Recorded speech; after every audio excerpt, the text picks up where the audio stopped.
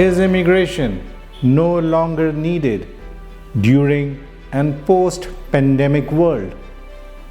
This video is an attempt to address this question. The coronavirus pandemic has stopped international movement of people, and there is a growing voice in Western countries that immigration is no longer needed. This argument leads to a question: what's the contribution of immigrants to fight COVID-19 crisis in Western world? Or shall we flip the question and ask how Western world would have coped with COVID-19 crisis without the contribution of immigrants during pandemic?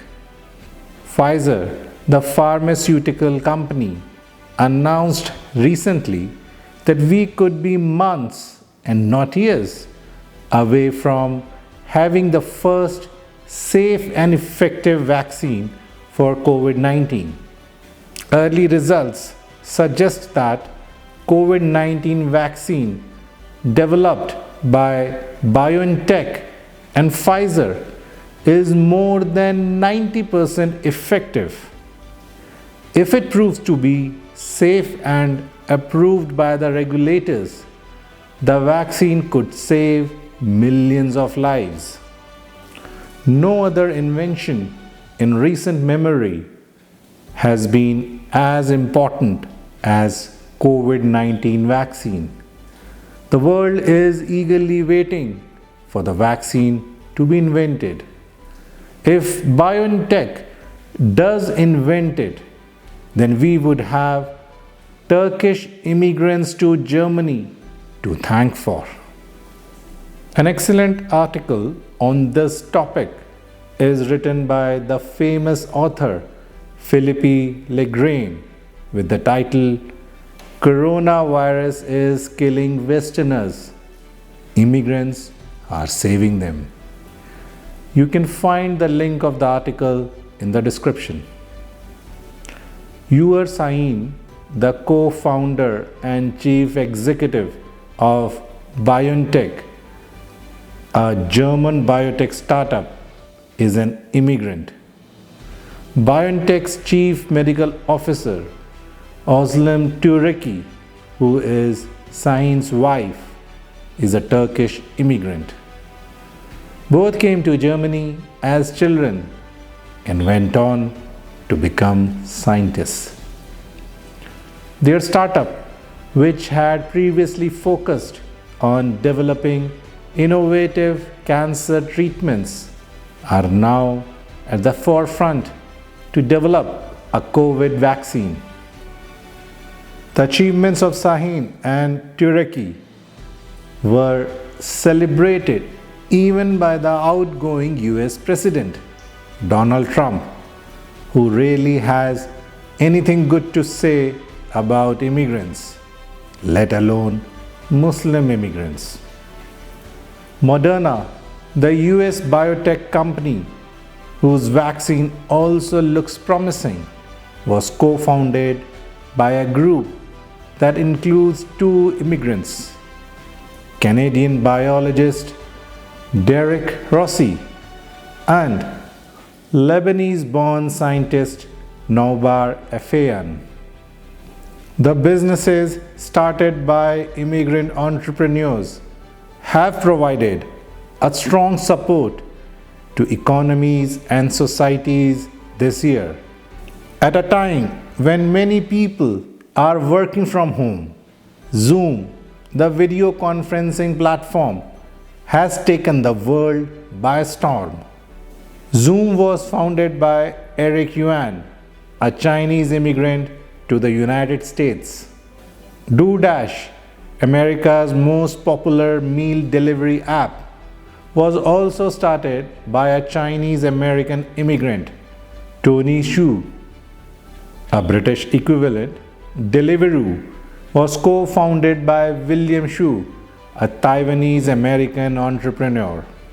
Babylon Health, a British startup that enables doctors to provide patients with online consultations, was started by Ali Parsa, who was born in Iran. The pandemic has accelerated the adoption of digital technologies by both businesses and households.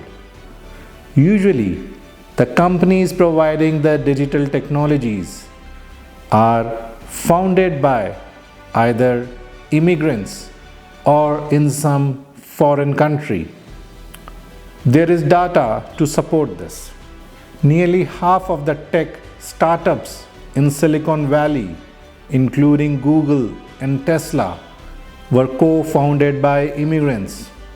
9 of Britain's 14 startups, valued at $1 billion or more, including Babylon Health, are established by immigrants.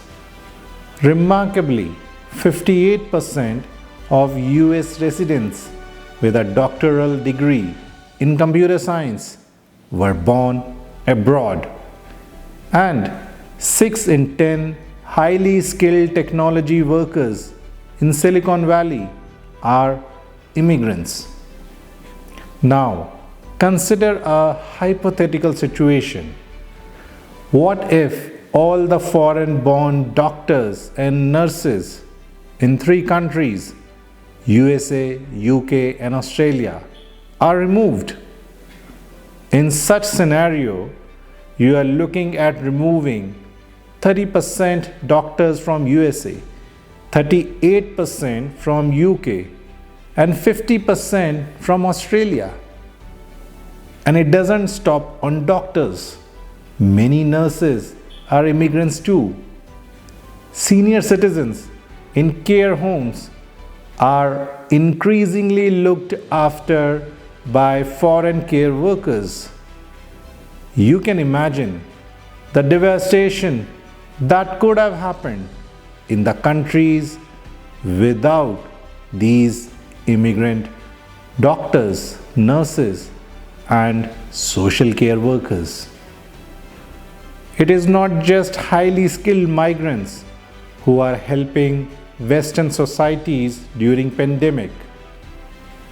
With many local people not working, it's usually the low-paid immigrant workers who perform essential physical tasks that many previously dismissed as unskilled, such as those who pick and pack food, stack supermarket shelves, provide home deliveries, and toil long hours in warehouses. They are the people who clean hospitals and public transport systems. The Western society has reaped economic benefits from skilled and unskilled migrants before the pandemic. During the pandemic, if they have been able to cope up with the crisis, it has happened with the valuable support from immigrants. It's time to recognize this. Thank you.